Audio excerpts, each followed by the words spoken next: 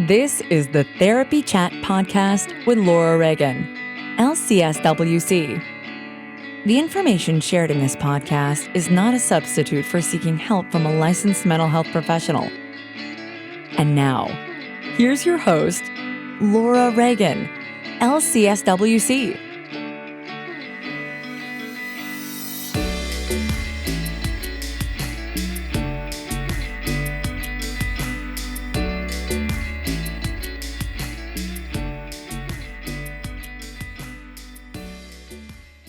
Hi, welcome back to Therapy Chat.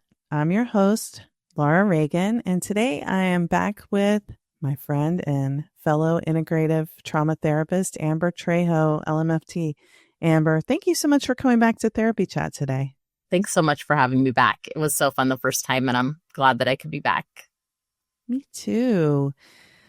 I really enjoy talking with you, and more and more what the content of yours that I see on Instagram, I'm just like, gosh, I admire so much the way you're able to illustrate for people using your own experience, what it's like to be an adult survivor of childhood trauma, parenting, and as a therapist, it's such a gift that you do that and normalize what it feels like to go through that experience and instead of trying to make everything seem so perfect.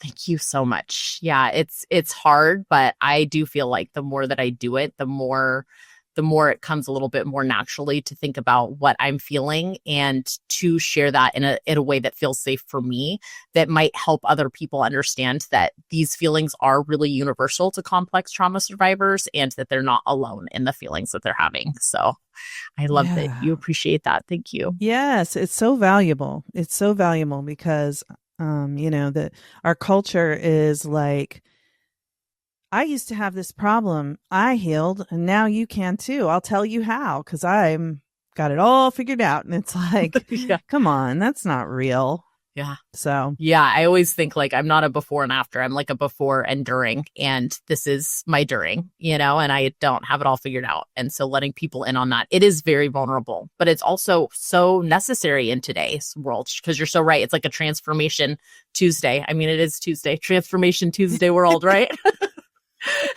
Yes. Yeah. Yes. So, for anyone who's not familiar with you and your work, will you just give us a little introduction to who you are and what you do?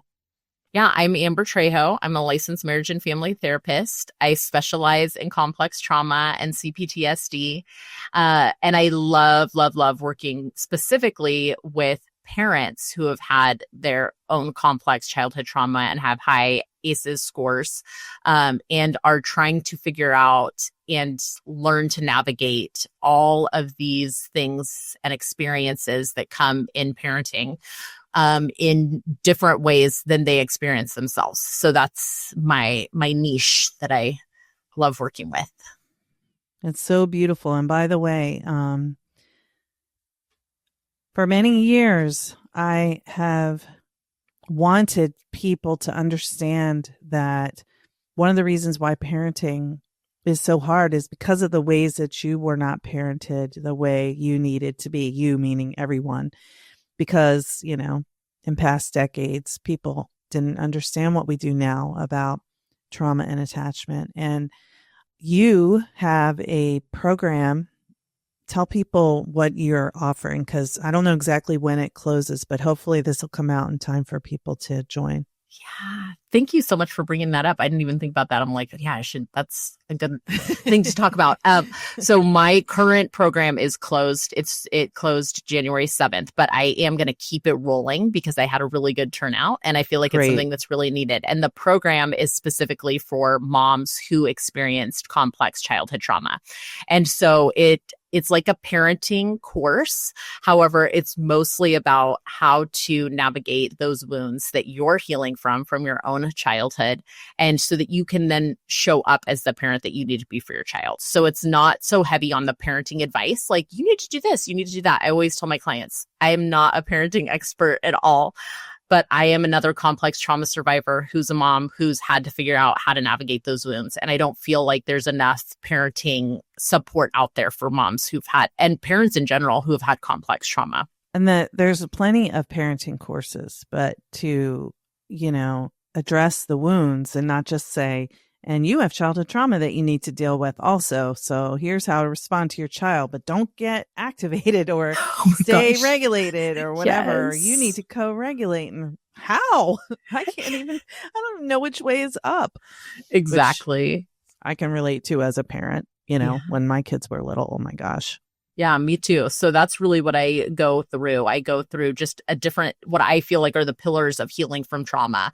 And I connect those with how your trauma might show up in your parenting and then things you can do to soothe yourself. So a lot of my course is about, or program, it's also going to be a course, but is about how to soothe yourself when you're feeling the really big emotions, because we really didn't learn that from our parents. So. Yeah, and then we can teach our kids, and it's a beautiful thing. Yes, absolutely. Wonderful. Well, I'll be sure to put a link in the show notes so that people can learn more about, even if they're listening to this a few years from now, like what you have going on right now. And thank you so much. Yeah, and I'm going to do the program again probably in 2 months. So I'll just start people on a wait list now. Beautiful. And then I'll take whatever feedback I get, because this was my beta launch from this round, and fix it up and make it even better. So wonderful. Awesome. I know it's going to help so many people. Thank you for what you do. That's what I keep telling you. On Instagram, I'm like, I love this.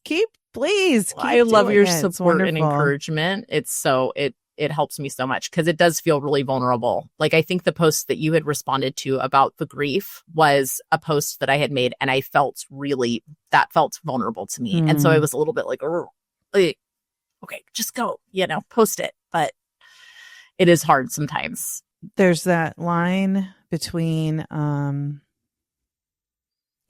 sharing from the wound and sharing from the healing that you've experienced within that wounding. And so I think, that's where we are today in what we wanted to talk about, which is, I really wanted to talk, after I saw your post, about what it's like being an adult who experienced childhood trauma when your parents come to the end of their lives. I know from my work that so often people are caught by surprise by the way their trauma kind of bursts open when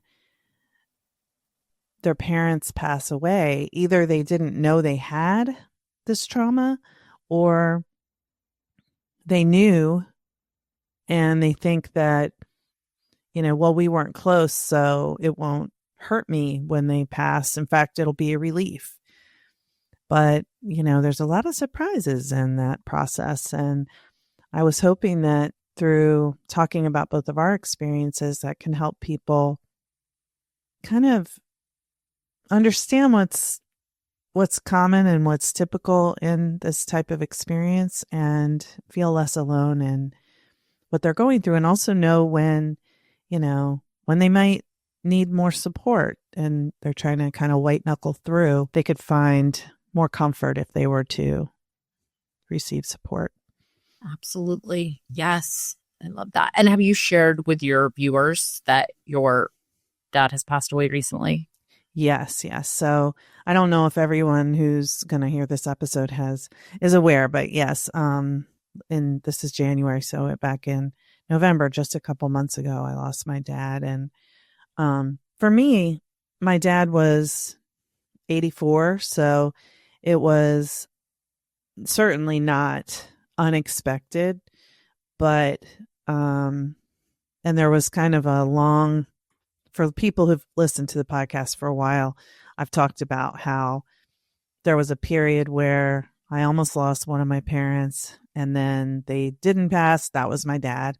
So I kind of went through a trial run in 2019 when, we said goodbyes. I would say we said the things that needed to be said to each other. Not all the things, like in a way, I think when I thought my dad was dying, I wanted to tell him the vulnerable things about how much I loved him, how much he meant to me. And we shared those things. But, the things that were more the pain points, I didn't bring up. And then when we ended up having 5 more years together, which I'm grateful for, in that time, I wanted to really just be as open and honest with him as I could be with what I felt he could hear or hold, what he had the capacity for. So I feel like the deepest stuff was really solid, but that doesn't mean that the hurts and the what didn't happen that I needed was just erased. Those are things that I've been working on myself in my own therapy for many years. So, because my dad really was my primary caregiver for a while. And so I don't know what other people think of when they think of their dad, but a lot of dads are like not that involved in their kids' lives, and that's its own thing. But my dad really was. So it was a close relationship, and it was a big, big loss.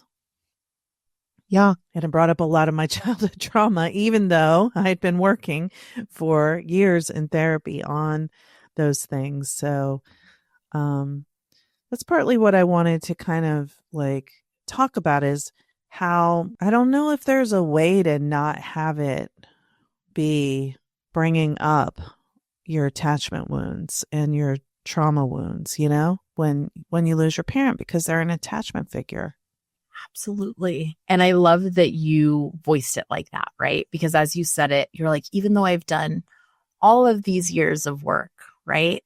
And something that I see that can be a little bit of a theme in complex trauma survivors. I don't know if you've experienced this, but we kind of want to like find the cheat sheet to our hard feelings, right? Like, because the end goal is really like, if I could just not feel this, wow, right, that would be awesome. Like if I could heal enough to just not feel this, to just be at peace with it and be like, it's okay, everything's fine, and just move about my day, right? Then that would be awesome. And so the way that you named, like that you were working for years on your healing journey, about healing these trauma wounds and these attachment wounds. And the thing that came up for me was abandonment wounds, right? So yeah. I feel like for me, a large part of my abandonment wounds were triggered when my mom passed away. And I just feel like sometimes learning, and a big piece of this, my grief process is that like just allowing yourself to feel all the pain that comes with it is actually such a big sign of growth, right? Like that there is no cheat sheet, and that like, it's okay that you don't feel one kind of way, or if you feel one kind of way, that's okay. If you don't feel what you feel like you should feel, that's okay. Just being able to say like, I'm allowed to feel whatever I feel, no matter how hard I've worked to overcome this, no matter how hard I've worked to heal, right? That like, it's okay for all those feelings to come back up. And of course they will. Yeah. Yeah. That, I know you're right. It's funny because, as you were talking, I'm like, well, one of the wounds is that it wasn't really okay to express my feelings. So Exactly. It's like, how? Say it. Yes. Like, yes. Absolutely. Yeah. So that's so true. And your mom passed away. And that was one reason, you're ahead of me in this journey, because it's been a slightly longer, but not a lot longer. And my automatic thought about your mom passing away, like an assumption would be, you've shared that, there was a complicated relationship between you two. So maybe it's not that bad for you. And I know that, logically and in my heart, I know that just doesn't make sense. But, there's this way of like wanting it just wanting it not to be so painful, even to empathize with another person and wanting it not to be so painful for them. So can you tell a little bit about like where you are with your journey and when, what was the relationship like for you and your mom? Yeah. So my mom and I, I'm trying to give the Cliff Notes version of this as much as I can.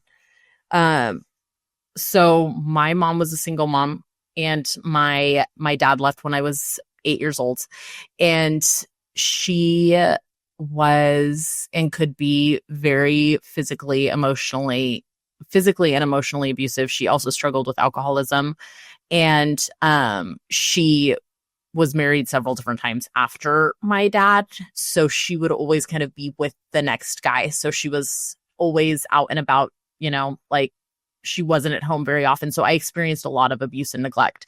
At the same point, as I grew older, well, not really at the same point, but one part of that was as I got into my early mid-20s, my mom did take responsibility for a lot of the stuff she did. Like she said, I was such a bad mom. I totally didn't show up for you. And so that was always really helpful because just having her take responsibility right off the bat, I felt like that led way to us being able to still have a relationship.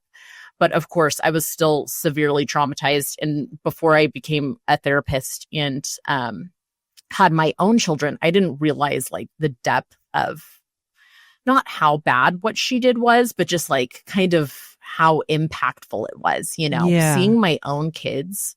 I was just what the heck were you thinking? You know what I mean? And so I felt like a lot of having my own children, and this is a large part of what I talk about, already opened up a lot of those wounds. And so one piece about my mom dying, we lived really far apart. And she had gotten diagnosed with lung cancer. She smoked cigarettes my whole life. And her lung cancer was really slow growing, and she decided not to get treatment for it. So she changed a lot about her lifestyle, but she still continued smoking, and she tried to give it up a lot of different times. She just never could. So about a year before she got really, really sick, she was pretty much living her life fine with lung cancer. She didn't have that many symptoms. She was just doing green juices, trying to eat healthy, all of those different things. But you wouldn't know she had cancer unless she told you. And then she ended up moving to Indiana, close to me and my family. And we kind of reconnected. She was able to show up for my children, and she did show up for my children in ways that she had never shown up for me. So that was really healing for me as well. But I remember right before she got really sick, I had told my sister, I just feel really scared. So going back to that trauma piece, right? What we're really used to is things going well, and then something hits and it all kind of comes falling down. And so that's what I was feeling, almost you're coming here, our relationship's healing, it feels better. There's still some of those old patterns and things like that, but it's better. It's good. And then she got really, really sick. And then all of the stuff with the cancer started, her cancer had spread all over her body and things like that. And at that same time, my son was in third grade, which was when some of my most horrific trauma had really started with her. Right. And my dad had left. So at that age, right. My mom as soon as was, you said third grade, I was oh. Yeah, my mom was really neglectful at that time. She started drinking so much and things like that. So I was also really in a little bit of an emotional flashback, having my mom there and then having my son be the same age I was when so much of these really traumatic things happened to me. So it was just really, really complicated. And I felt that the sicker she got, the meaner she got towards me again. And that was hard. I wanted to be able to show up for her. I wanted to, and I didn't always do it the right way, right? Because I think I had also started sharing about more about my trauma on my content creation around this time, like shortly before, which is another piece that makes it really complicated because my mom never denied that she did the things she did, but she had a really hard time accepting that it was as traumatic as Right. I made it out to be, right? It was kind of like, well, you just talk about how you went through so much trauma. And I was like, Mom, I did. And so we had some really good conversations around that. And I was able to explain to my mom what CPTSD was and what was probably happening to her while she was having those reactive moments towards her children. And she was, really like, oh, I didn't know, and so that was helpful. But at the same time, it was also just so complicated and just, I don't know. It's like that role reversal too, which is very much like what is so common for a child in a single parent home, where they're sort of unconsciously parenting the parent, even if the parent doesn't realize it. The child's like suppressing their own needs for the good of the relationship, which is really their way of trying to get their needs met, obviously. Yeah. And I love that you mentioned that. I'm not sure, did that ever come up with you, with your dad, the role reversal? I mean, I didn't really think it did, but sometimes now when I look back, I realize that there were a lot of things that I suppressed without him consciously telling me to or directly saying for me to, because I didn't feel that he could handle my emotions. So it was like, a lot of times people think that parentification is something that parents do to the kids by making them meet their needs, and sometimes it is like when a child has to go to the grocery store when they're 4 or 5 years old because the parent is sick or something like that. Like that is more direct. You have to go because I can't do it. But when it's more subtle, like you just can sense, kids can sense what their parents can handle and can't. And sometimes it's inaccurate, but the child is, it's like maybe the parent could handle it, but the child doesn't feel they can. So they are suppressing it anyway, Absolutely. Yeah. I think that's really, really confusing. It is really confusing and it's really common. I love that you named that because I think that a lot of people think it's something parents intentionally do, but a lot of times it's the same thing with with our emotions, right? Yeah. Like if our parent always has these really big emotions, like we're naturally going to be like, there's no space for our emotions. Right. And then that's one way that shows up. But you're so and right. We sense with our body too. Like if their body is giving off a vibe of, then our body's like, okay, protect. Yeah. Yes. And so you had mentioned the role reversal. For me and my mom, that's the way it always was. So I showed up, when she started getting into her alcoholism and stuff, I was always the one showing up as the parent. I was like, someone's got to hold down the freaking fort around here, lady. And like, it's going to be me. So I would be the one calling her, late at night, like, get your ass home. And all of those things. So it was interesting, the role reversal, because it really did show up there at the end. And my sister lives here as well. And she was the main one who would go to the rehab every single day to be with my mom and did a lot of the things around her house and things like that she needed done. So I did hold a firm boundary on that because I had my 3 kids and I was just like, I can only show up with what I can show up for. But like, I still felt myself trying to, what I was doing was like not grieving because I knew it would be too much for her. So it was like, I'm going to hold it in. I'm going to be stoic. I'm going to show up. I'm going to try to be there for her. But then I would also be like, I want her to grieve. I want her to let her emotions out.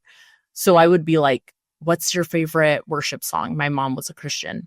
And I just remember one time in the rehab, she wanted to listen to How Great Thou Art. And Reba McEntire is her favorite singer ever. So we put that on by Reba McEntire and I would brush her hair. And I was like brushing her hair and that was on. And I was just like crying. And I was like, there's no way I couldn't cry. Right. And I was just like, this could be this beautiful moment between my mom and me, and I wanted that so bad. And just looking in my mom's eyes, she just was so shut down, like it was like there was nothing I could do to like create that moment between us.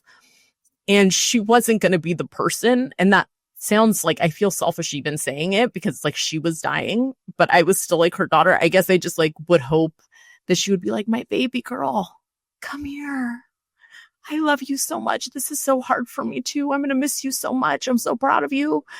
And it just like wasn't happening, And so what I found was just like this deep need to like be able to grieve with my mom. And like our relationship was better. Like I was just like, we can make this sacred. We can make this peaceful. We can make this something that we get to control the narrative on, right? Like it's almost a do-over of the relational, the connection that we all need and wish for as children. Yes. And it was still, I was being let down. And so that was the thing that I think was hard. And that's what I think is hard for a lot of complex trauma survivors. And I'm not sure if you feel like this, but like our younger parts, they still really want that. And no matter how much we tell them like, hey, you're not going to get it. Like, hey, it's okay. I'll give it to you.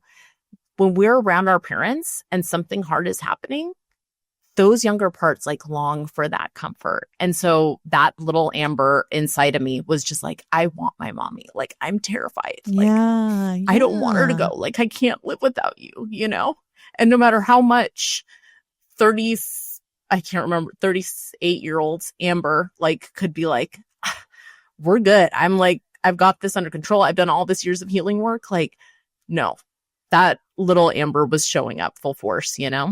Well, thank you so much, Amber, for sharing that. And that's not wrong. That's not wrong. It's right. Yeah. It's right for that young part to want that. And I think that's what, sometimes when we're on a healing path, and I think like we're all on a path and it's either a healing path or we're not conscious of what we need to heal, but we find these parts that hold all this pain and longing and grief and wish for something to be different. We consider them to be like inconvenient or in the way. We just want them to go away and not be there, but that young Amber that wanted that, like, she wanted it because she deserved it. She was entitled to have that experience. And it's really sad that didn't get to happen. And, but I don't know about you, and maybe this is like wishful thinking, but I do feel like, energetically, there's a way to still sort of have that healing potential be there even when the person is gone, because it's almost like now they're not limited. That helps me somewhat to when I can, even if it is wishful thinking, so what if it makes me feel better? That's exactly what I say. Yes. Yes. I love that. Do you feel like you felt your dad since he passed? Yeah, I really felt him a lot at first. And it's only been just over 2 months, which is really no time, but it feels like it's gotten more complicated as there's been more distance. It's like when it first happened, I was more really present to the experience that I had just lost him and kind of like connecting with all of the pain and the joy of our relationship, like all of the mix. As time has passed, I guess it's sort of that some part of me is like, well, okay, come on, like move along. There's not, can't be thinking about this all the time. So I try to notice those moments that feel like signs or messages. Sometimes it feels really inaccessible, and other times it feels like right there. But when he first passed, I really felt like he was here and I could feel him. So, but I'm not giving myself as much time and space with it now because it's like, I feel like I have to keep, you like, life ain't free. You got to keep working. That's true. Yeah. I mean, I try to give myself like a lot of space. Being a therapist and being self-employed, I can make my own schedule and I can choose how many clients I'm working with at a given time. So I have a small caseload and I try to give myself enough space for myself that when I'm with my clients, I'm fully with my clients, But there's just parts of me that are like, well, got to keep going. And I feel like that's also a reliving trauma type of thing too. So absolutely. Yeah. Yeah. Like I've definitely felt like that. Like after the initial like few days of sobbing and crying, I was just like, okay, like I just don't want to feel this, And then the thing that I wasn't anticipating was like how it would feel on those firsts without her, even if we hadn't spent, every holiday together or every birthday together. Like my first birthday without my mom, it was just like so weird. And like no matter how far away it feels, it's just like it's right there. And I feel like something that I did a lot and that I still do, but I still like, I understand where you're coming from because I feel like I'm like, okay, time's up, And then when I do that, the way that it really shows up is in my other relationships. Like I'm just like shorter. I start getting irritable. And then I'm like, oh, what I'm really feeling right now is sadness. And I haven't allowed myself to process that. And that it's okay to still feel sadness. Like if it comes up, there's no time limit on that. But I feel like something I did a lot, which have you seen the show Shrinking yet? I watched it a little bit, but I didn't totally get into it. But are you recommending it? Because I'll go back. I mean, it's funny. Some therapists can be a little like activated by it because the boundaries are so skewed. But that's what I didn't resonate with. I was like, yeah. There was one thing in the first few episodes where I was like, you would lose your license if you did that. And that is like not okay. So maybe I need to just lighten up a little bit and pretend it's, not a world of ethics and just watch it for the humor.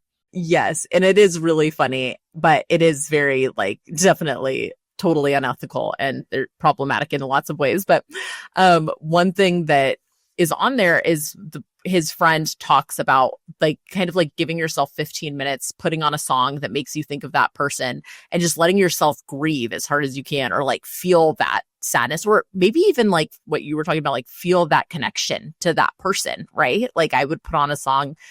So I was doing this before I saw the episode of Shrinking. That was what I would do. Like I would listen to, my mom was like a 90s country person and I would listen to 90s country and I would just like let myself cry and I would just let myself feel her. And I have always been really intuitive and because my brother and my sister like, I haven't gotten like any signs from her, and I was always the scapegoat. I'm like, oh, she's giving them, let me tell you, but I also feel like in those moments where I would give myself that time, whether I was like driving home from work, just like releasing that emotion and then also taking that time to like connect with my mom and just saying like, I miss you, and I believe that your physical presence isn't here anymore, but like, I know you hear that and I know you feel that, and taking that time to like connect with her.